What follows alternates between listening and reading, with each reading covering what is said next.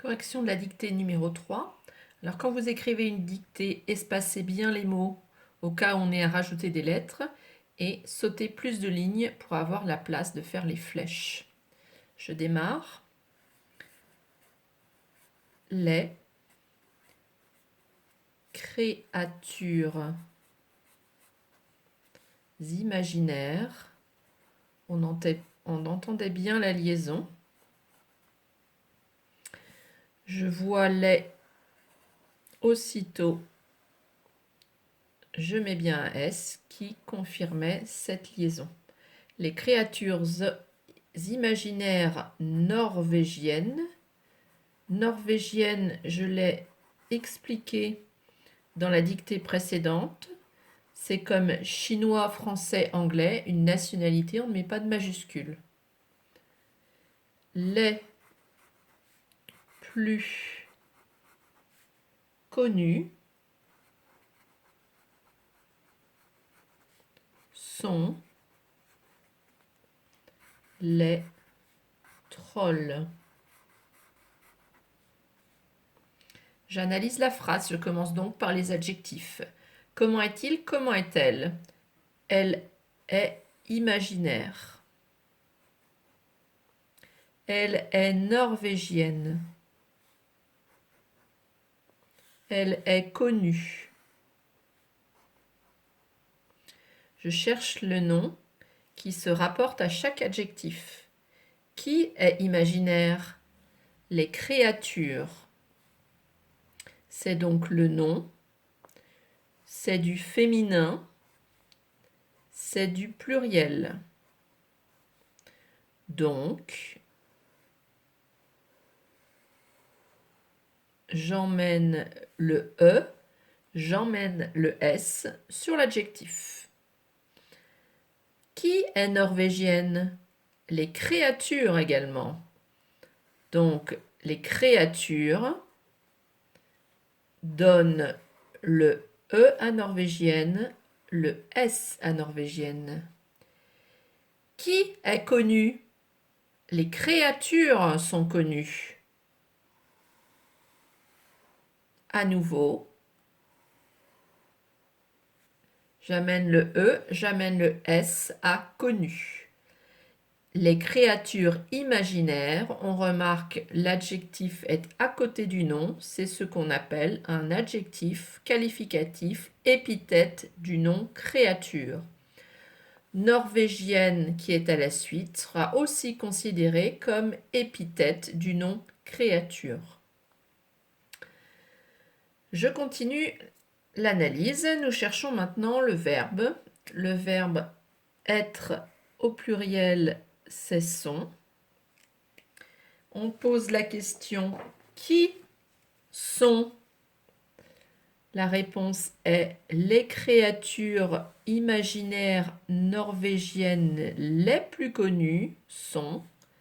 C'est le sujet avec le noyau principal les créatures.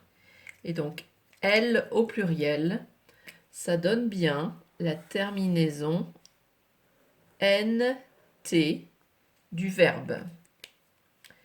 J'avais également les qui me donne le S de troll et les plus qui donne un S à plus, même si plus a toujours un S. Je continue. Ils vivent dans de très vastes forêts obscures. Là aussi, on avait une liaison qui m'indiquait bien le S à forêt. Sur les hauts pics, les donne obligatoirement un S au mot qui suit. Les hauts pics enneigés ou ou encore dans les cascades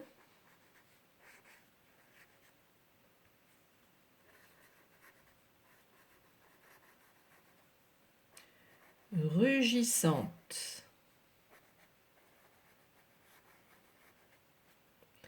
Donc, j'ai les qui envoie une flèche à cascade et je n'oublie pas le S de cascade. J'analyse la phrase en cherchant d'abord les adjectifs. Comment est-il? Comment est-elle? Elle est vaste. Comment est-elle? Elle est obscure. Comment est-il? Il est haut. Comment est-il? Il est enneigé. Comment est-elle? Elle est rugissante. Beaucoup d'adjectifs. Je recherche le nom à qui se rapporte l'adjectif. Qui est vaste? Ce sont les forêts. Les forêts féminins, pluriel S. Donc le E et le S vont à vaste.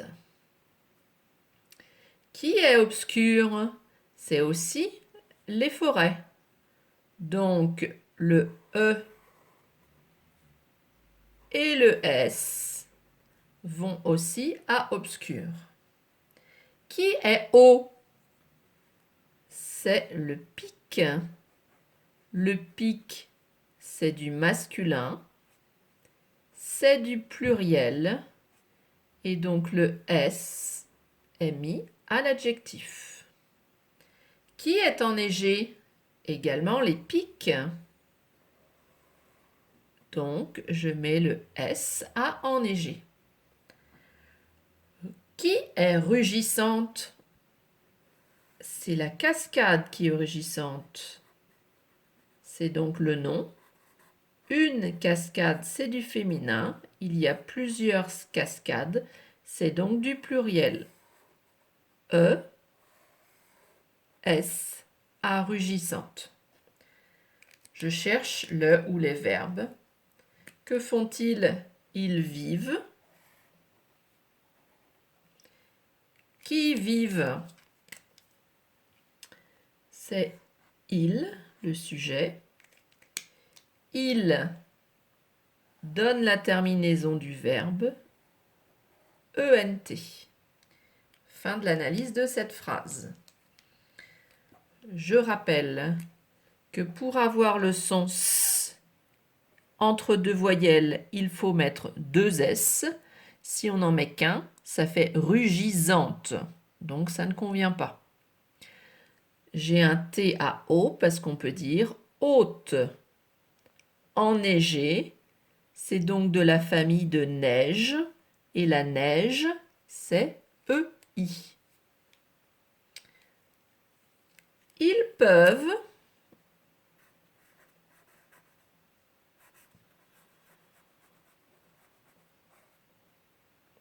être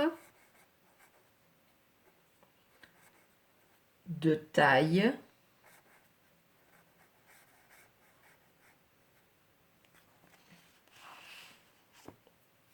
différente.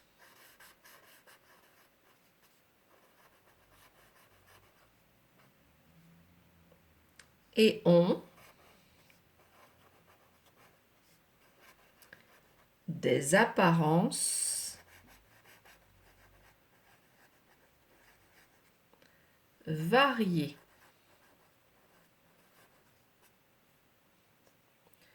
Je fais l'analyse. Comment est-il? Comment est-elle?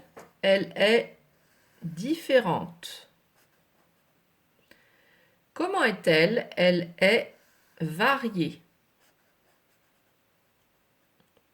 Qui est différente? Les tailles. C'est du féminin, c'est du pluriel. Donc le E et le S vont à l'adjectif. Qui sont variés? Les apparences sont variées. Une apparence, c'est du féminin. Il y a plusieurs apparences puisqu'il y a des qui me donnent la flèche du haut qui me donne le S à apparence. Donc j'envoie le E, j'envoie le S à mon adjectif. Varié, il y a donc un E et un S. Je cherche le ou les verbes. Peuvent, ont. Quel est le sujet? Qui peuvent? Ils peuvent. Qui ont? Ils également. Sous-entendu, les trolls.